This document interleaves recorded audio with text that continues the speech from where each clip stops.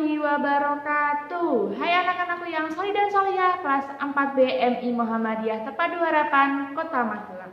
Bagaimana kabarnya hari ini? Semoga semuanya dalam keadaan sehat dan semangat belajar ya. Ketemu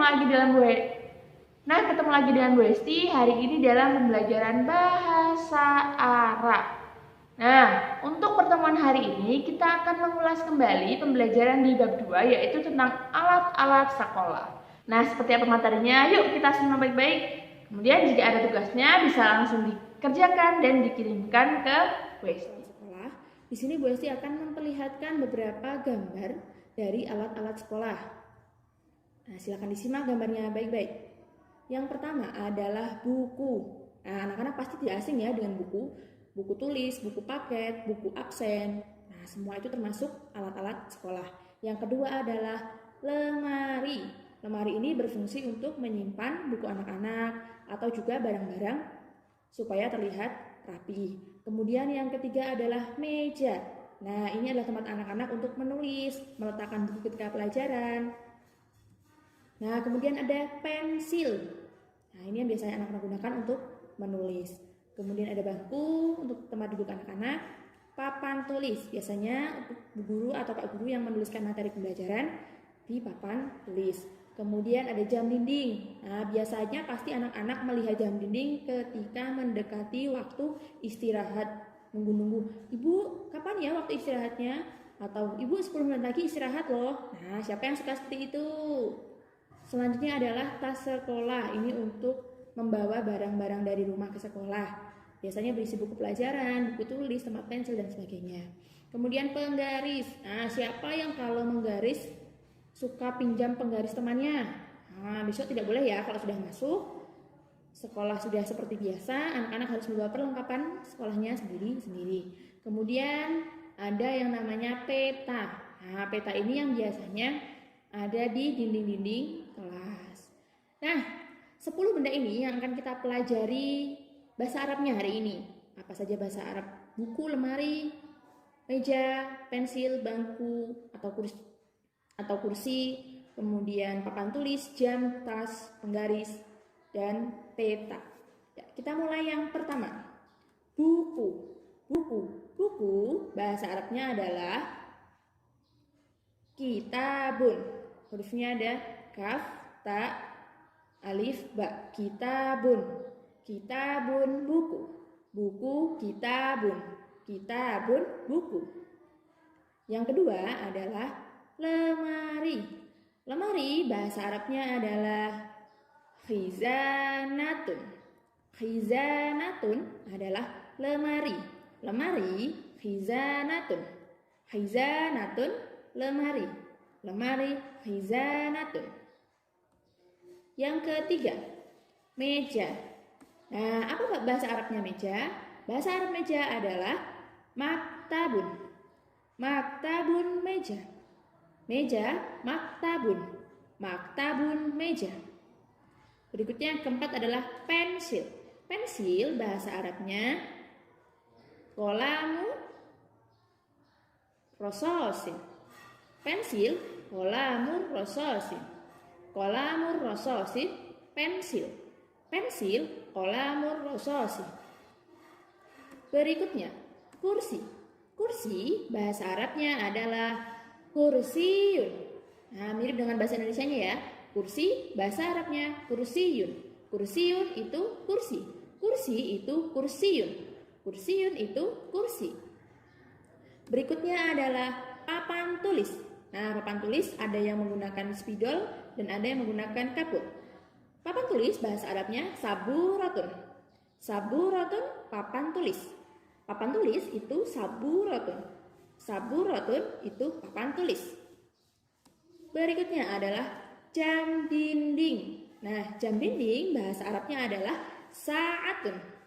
Sa'atun itu jam dinding. Jam dinding itu sa'atun. Sa'atun itu jam dinding. Berikutnya adalah tas sekolah atau ransel. Bahasa Arabnya adalah mahfadotun. Mahfadotun itu tas. Tas itu mahfadotun. Mahfadotun itu tas. Tas itu mahfadhatun. Berikutnya adalah penggaris. Nah, penggaris mau bersih maupun plastik bahasa Arabnya tetap sama, yaitu mistoratun. Mistoratun itu penggaris. Penggaris itu mistoratun. Mistoratun itu penggaris. Berikutnya adalah peta. Peta bahasa Arabnya yaitu kharitatun. Kharitatun itu peta. Peta itu kharitatun.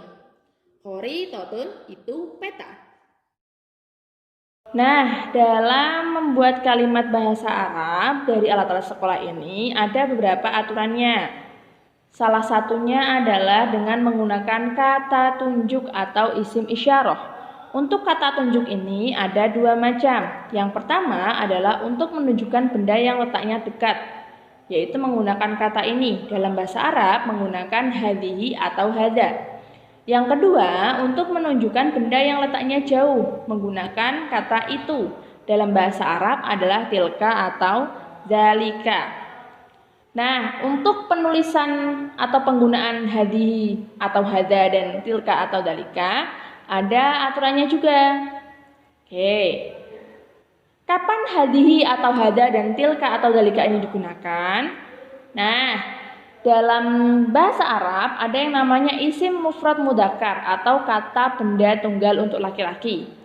Kemudian ada isim mufradat muannas atau kata benda tunggal untuk perempuan. Dan yang ketiga adalah alam atau nama orang. Jadi nanti untuk benda yang merupakan kata tunggal untuk laki-laki itu menggunakan kata tunjuk sendiri. Begitu juga untuk yang perempuan. Oke. Nah, kita akan bahas satu persatu. Yang pertama adalah isim mufrad mudzakkar atau kata benda tunggal untuk laki-laki. Nah, untuk kata benda tunggal untuk laki-laki ini menggunakan, jika bendanya dekat menggunakan hadza, dan apabila bendanya jauh menggunakan dzalika. Nah, jadi untuk yang mudzakkar menggunakan hadza atau dzalika. Sedangkan untuk yang muannas atau perempuan, untuk yang bendanya dekat menggunakan hadhihi dan untuk yang bendanya jauh menggunakan tilka. Ya. Nah, contohnya hadhi sa'atun. Ini jam. Nah, hadhihi sa'atun. Anak-anak juga bisa melihat apabila dia muannas, maka di akhir kata bendanya ini menggunakan tak yang namanya adalah tak marbutoh. Ya, ini untuk benda. Nah, contoh yang kedua adalah dzalika kursiyun. Dzalika itu adalah kata tunjuk itu untuk laki-laki. Nah, dzalika kursiyun artinya adalah itu. Anak-anakku yang sholi dan sholihah, itu tadi materi pembelajaran bahasa Arab kita hari ini. Semoga dapat memberikan kefahaman kepada anak-anak. Akan tetapi jika nanti masih ada yang belum paham, bisa langsung ditanyakan ke Bu Hesti. Untuk tugasnya jangan lupa dikerjakan dan dikumpulkan jika sudah selesai. Bu Hesti ucapkan terima kasih. Wassalamualaikum warahmatullahi wabarakatuh.